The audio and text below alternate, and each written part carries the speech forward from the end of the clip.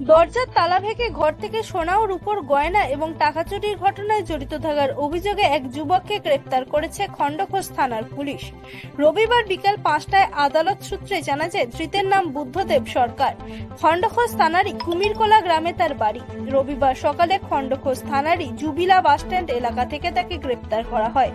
চুরিতে জড়িত থাকার কথা ধৃত কবুল করেছে বলে পুলিশের দাবি। তার সঙ্গে আরো কয়েকজন জড়িত ছিল বলে ধৃতকে জিজ্ঞাসাবাদে জেনেছে পুলিশ। ধৃতকে এদিনই বর্ধমান সিজেএম আদালতে পেশ করা হয়। গয়না এবং টাকা উদ্ধার করতে এবং বাকিদের হদিশ পেতে ধৃতকে 7 দিনের নিজেদের হেফাজতে নিতে চেয়ে আদালতে আবেদন জানায় পুলিশ। যদিও পুলিশের হেফাজতের বিরোধিতা করে জামিনের সওয়ালে ধৃতের আইনজীবী বলেন, অভিযুক্ত মানসিক ভারসাম্যহীন। বর্ধমান মেডিকেল কলেজ হাসপাতালে তার চিকিৎসাও চলছে। তার চিকিৎসা সংক্রান্ত নথিপত্র আদালতে পেশ করা হয়। যদিও সেই আবেদন খারিজ করে ধৃতকে 5 দিনের পুলিশি হেফাজতের নির্দেশ দেন ভারপ্রাপ্ত সিজেএম। পুলিশ জানিয়েছে, জুবিলা গ্রামের বাসিন্দা কুহলি সরকার গত 21 সেপ্টেম্বর ঘরে তালা বন্ধ করে পুরীতে বেড়াতে যান।